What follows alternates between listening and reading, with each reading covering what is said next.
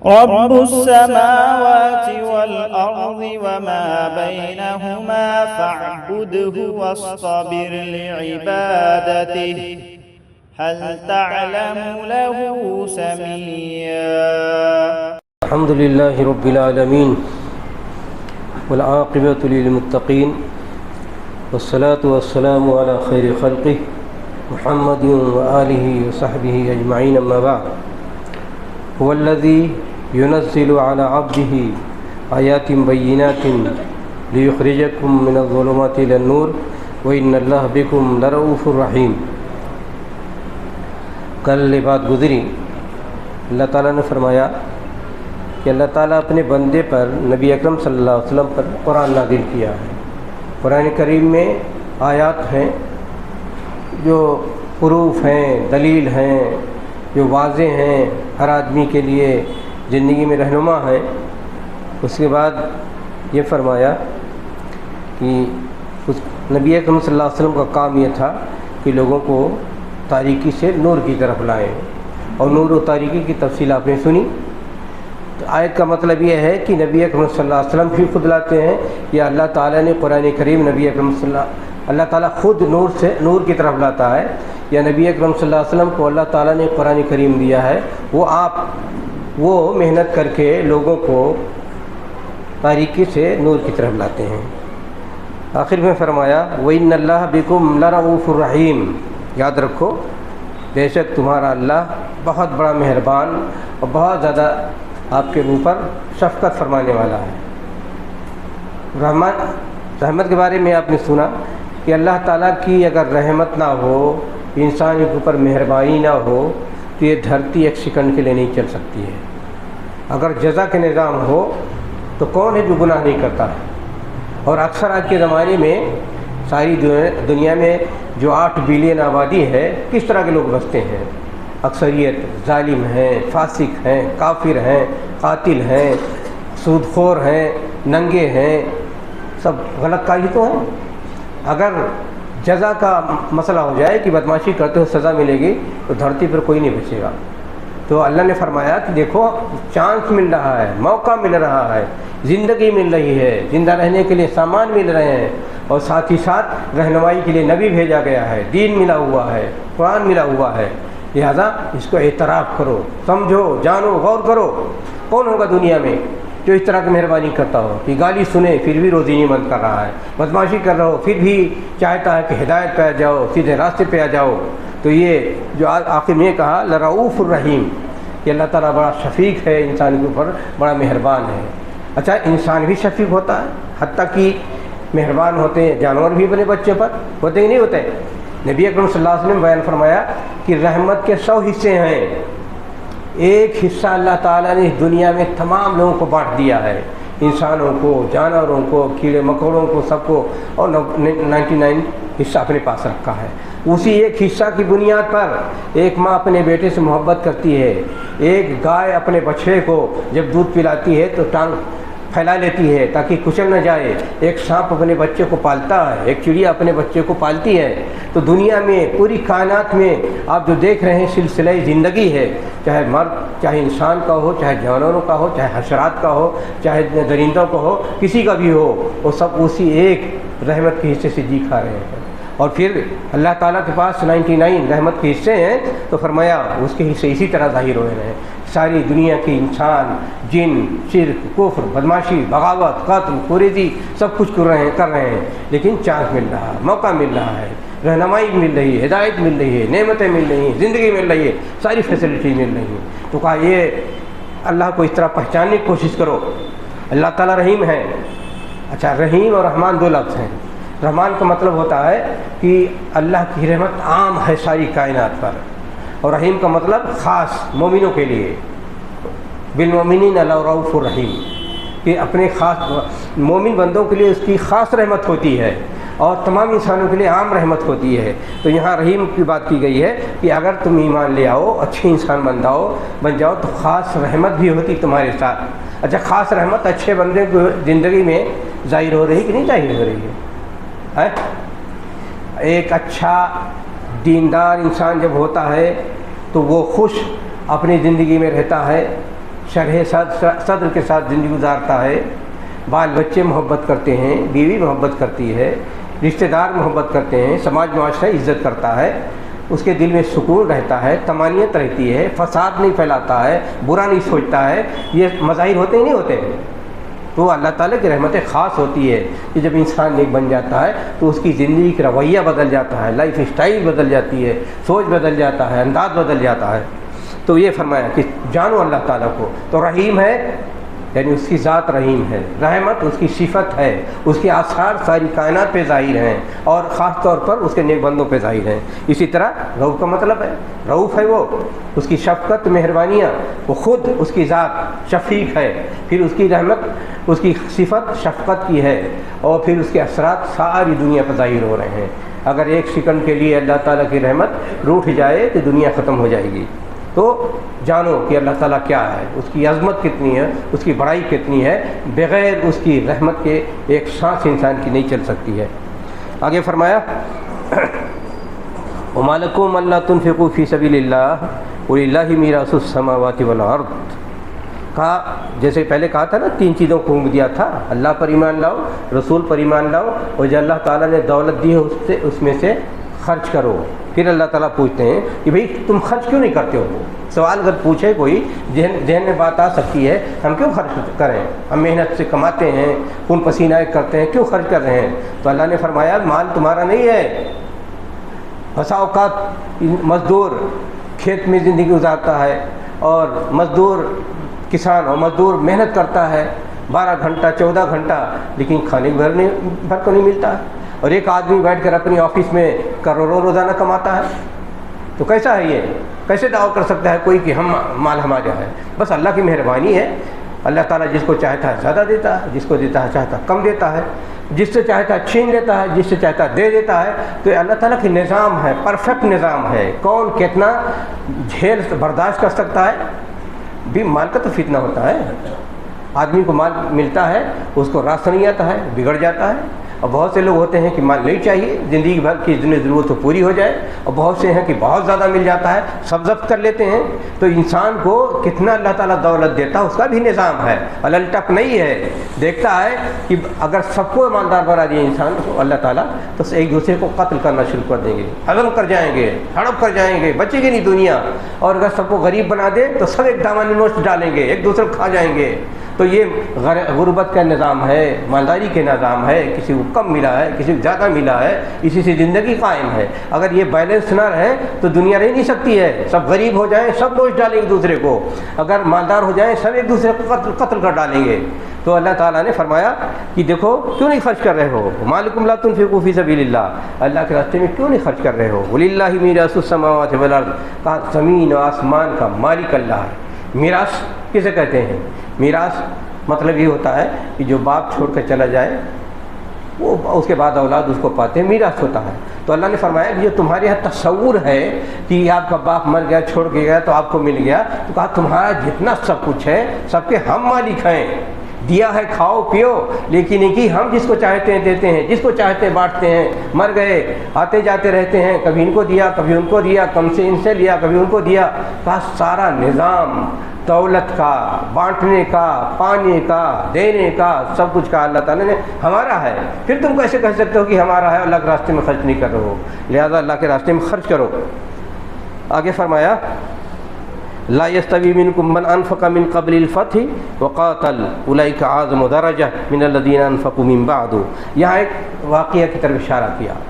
نبی اکرم صلی اللہ علیہ وسلم نے صلح حدیبیہ سن 6 ہجری میں کیا، تو فرمایا اللہ تعالیٰ نے 6 ہجری سے پہلے کے جو لوگوں نے خرچ کیا ہے اور 6 ہجری کے بعد لوگوں نے جو خرچ کیا ہے، کہا دونوں برابر نہیں ہو سکتے ہیں۔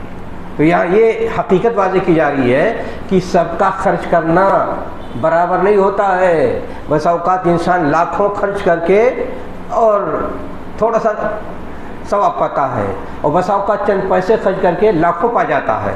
اس کی مثال سنیے، حضرت عبد الرحمن بن عوف رضی اللہ عنہ نے سب نبی اکرم صلی اللہ علیہ وسلم پر مکہ میں ایمان لے آئے، پہلے ہی شروع ہوئے بالکل، اور حضرت خالد بن ولید 6 ہجری کے بعد ایمان لائے۔ دونوں کے درمیان کتنا فرق ہوا؟ 13 6 19۔ 19 سال بعد حضرت خالد ایمان لائے۔ ایک مرتبہ دونوں میں کوئی بات گفتگو ہو گئی تو حضرت خالد نے کچھ سخت کہہ دیا حضرت عبد الرحمن بن عوف کو، جو ان کی شان کے خلاف تھا۔ جب نبی اکرم صلی اللہ علیہ وسلم کو خبر ملی تو آپ نے کہا اللہ اللہ فی صحابی لا تصبوا غرضا من بعدی فإنهم لو انفق احدهم مثل احد ذهبا ما بلغ مدہ ولا سعیہ۔ کہا جو لوگ فتح مکہ صلح حدیبیہ کے بعد ایمان لائے ہیں وہ لوگ احد پہاڑ کے برابر سونا خرچ کر ڈالیں تو صلح حدیبیہ سے پہلے والوں نے جو خرچ کیا ہے ان کے آدھا کلو جو اللہ کے راستے میں خرچ کرتے ہیں ان کے ثواب کو نہیں پا سکتے ہیں۔ اتنا تفاوت ہوتا ہے خرچ کرنے کا۔ تو خرچ کرنا بھی ہوتا ہے، ایمان کی بات ہوتی ہے، جذبے کی بات ہوتی ہے، حلال کمائی کی بات ہوتی ہے، شوق کی بات ہوتی ہے۔ جتنا شوق ہوگا، جتنا جذبہ ہوگا، جتنی حلال کمائی ہوگی اتنا انسان نیکی پائے گا۔ اور بس اوقات انسان کچھ نہ خرچ کرے، مالدار لوگ خرچ کر رہے ہیں، صاف ستھرا نیک و دیندار آدمی ہے، مخلص آدمی ہے، وہ بیٹھ کر کے دیکھتا ہے، خواہش کرتا ہے کاش مجھے بھی دولت ہوتی، میں بھی اسی طرح خرچ کرتا، تو وہ بھی اتنا ثواب پا جاتا ہے جتنا مال والے ثواب پاتے ہیں۔ تو یہ ہے اللہ تعالیٰ کے نظام۔ تو کہا دیکھو خرچ کرنا سیکھو۔ اچھا عبد الرحمن بن عوف رضی اللہ عنہ کی مالداری کے بارے میں جانتے ہیں؟ ابھی پڑھ رہا تھا کہ اس دنیا میں جتنے اس وقت مالدار ہیں تو سب سے زیادہ مالدار کون ہے؟ جس کے پاس 313 بلین ڈالر ہے، اور جتنا حضرت عبد الرحمن بن عوف کے پاس جائیداد تھی آج کے حساب سے وہ 650 بلین ڈالر کے برابر تھی۔ اندازہ لگاتے ہیں کوئی ان سے بڑا مالدار ہوا؟ ایک مرتبہ انہوں نے یہ فیصلہ کیا کہ جتنی امہات المومنین اس وقت تھیں زندہ تو کہا ان کو 500 ہر ایک کو 500 دینار دیا جائے۔ 500 دینار سمجھ لیں کتنا ہوا؟ 2 کلو سے زیادہ ہوا، 2 کلو سونا سے زیادہ ہوا۔ اور کہا جتنے صحابی ہیں بدری صحابی یا جو اور دوسرے صحابہ تھے اس وقت زندہ تھے، کہا ہر ایک کو 200 دینار دیا جائے۔ 200 دینار کتنا ہوا؟ 800 گرام۔ تو کل کتنا ہو گیا؟ سب کو ملا کر کے کوئی 400 صحابی تھے، سب کو ملا کر کے کوئی 400 کلو سونے سے زیادہ ہو گیا۔ آج کسی کے پاس اتنا سینے میں کلیجہ ہے کہ دوسروں کو دے سکے؟ تو اتنے مالدار بھی تھے۔ مولوی تقریر کرتا ہے تو ایسے بیان کرے کہ جیسے صحابہ کے پاس کچھ نہیں تھا، لیکن جب اللہ تعالیٰ نے ان کو دیا اور جب فتوحات ہوئے، اور یہ کہ یہ لوگ جو تاجر تھے اس وقت سب سے بڑے تاجر حضرت عبد الرحمن بن عوف تھے، حضرت عثمان تھے۔ ہاں وہی ایک اور بات، حضرت عبد الرحمن بن عوف نے پھر 1000 اونٹ میں ساد و سامان کے جہاد کے راستے میں دے دیا۔ اب 1000 اونٹ سمجھ لیجیے آج کے زمانے میں ایک ٹرک، تو 1000 ٹرک دے دیا جہاد کے لیے میں سارے ساد و سامان کے۔ تو یہ مسلمانوں میں یہ جذبہ بھی تھا، اس طرح خرچ کرنا جانتے تھے، اور اللہ تعالیٰ نے اتنی دولت دی تھی۔ اور یہ کہ مسلمان فقیر نہیں ہوتا ہے، دولت بھی اتنی ہو سکتی ہے کہ دنیا سب سے آگے جا سکے، اور وہ دولت کو برداشت کرنا بھی جانتا ہے، پاگل نہیں بنتا ہے، مل جائے تو بے عقل ہو جائے۔ تو اللہ نے فرمایا کہ دیکھو دولت کا نظام اللہ کے راستے میں خرچ کرو، اس لیے کہ دولت کا نظام اسی کے ہاتھ میں ہے، جس کو چاہے لے، جس کو چاہے لے، جس سے چاہے چھین لے، جس کو چاہے نواز دے، کسی کو کم دے، کسی کو زیادہ دے۔ اور پھر بھی یاد رکھو نیکیاں سب کو برابر نہیں ملتی ہیں، بس اوقات آدھا کلو جو خرچ کرنے کا جتنا ثواب مل سکتا ہے بہت پہاڑ برابر سونا خرچ کرنے کا اتنا ثواب نہیں مل سکتا ہے۔ ایک غریب آدمی اگر اپنی کمائی کا چند کلو اللہ کے راستے میں خرچ کر دے تو بس اوقات مالداروں کے لاکھوں کے برابر بھی لاکھوں سے زیادہ ثواب پا سکتا ہے۔ تو یہاں اللہ تعالیٰ نے واضح کر دیا کہ من لا یستوی منکم من انفق من قبل الفتح وقاتل اولئک اعظم درجۃ من الذین انفقوا من بعد۔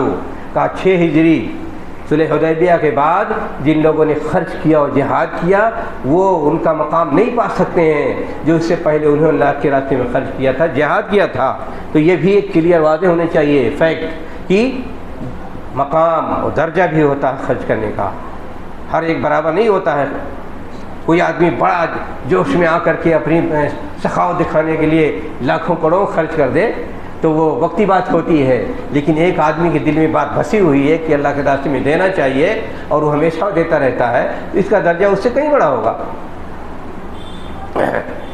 ایک اہل حدیث تھے، کوئی 100-125 سال کی بات تھی، بنکر تھے، ادھر مرزا پور ایک ہے یو پی میں، تو روزانہ 3 پیسہ کماتے تھے۔ ایک پیسہ خرچ کرتے تھے اپنی ضرورت پر، ایک پیسہ جمع کرتے تھے حج کرنے کے لیے، ایک خیرات کر دیتے تھے۔ بتاؤ اس سے بڑا کوئی ماہر اقتصادیات ہوگا؟ آج کے زمانے ہندوستان کا جو نوبل پرائز آتا ہے امرتیہ سین، اس سے زیادہ اقتصادیات کے ماہر ہوئے کہ نہیں ہوئے؟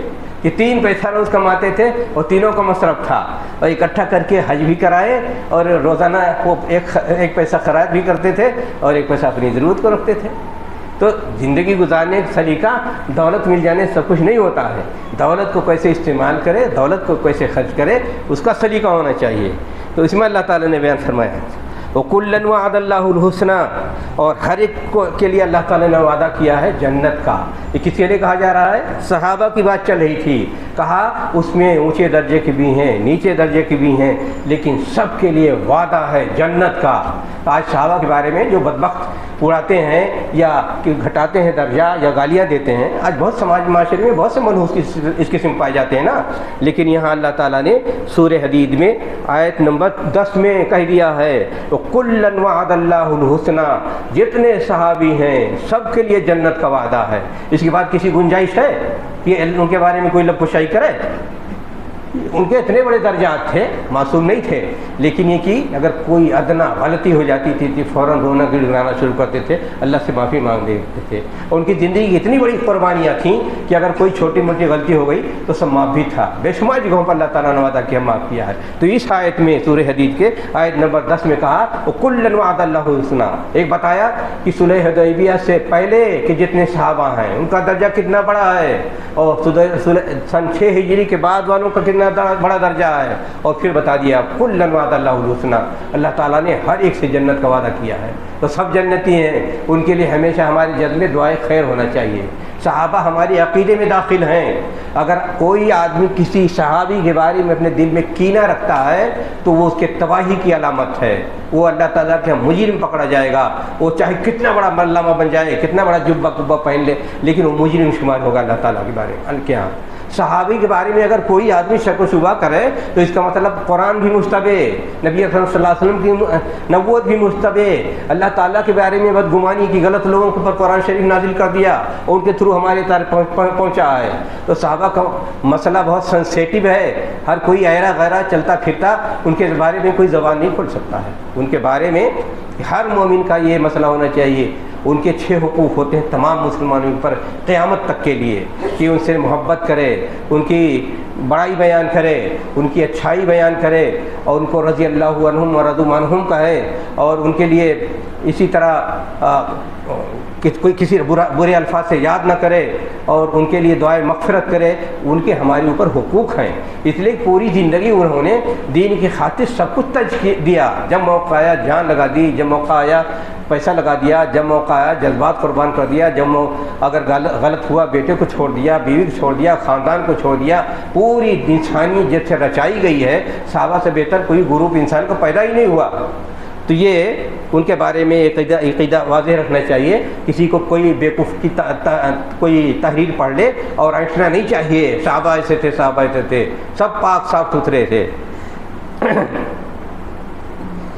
یہ واخر اللہ تعالیٰ ہم سب کو توفیق عطا فرمائے کہ ہم دین کو صحیح طور پر سمجھیں، اس پر عمل کریں، اس پر قائم رہیں، اور جو قرآن و سنت سے تعلیمات ثابت ہیں اور جسے سلف صالحین نے ہمیں تک پہنچایا ہے، خاص طور پر سلف صالحین، صحابہ، تابعین، تبع تابعین، محدثین، اہل حدیث، اللہ تعالیٰ انہی اصول و ضابطوں پر ہم کو قائم رکھے، اور جب تک زندہ رہیں اسی پر رہیں، اور ہم سے اللہ تعالیٰ خوش ہو جائے اور ہم نجات پا جائیں۔ وآخر دعوانا ان الحمد للہ رب العالمین۔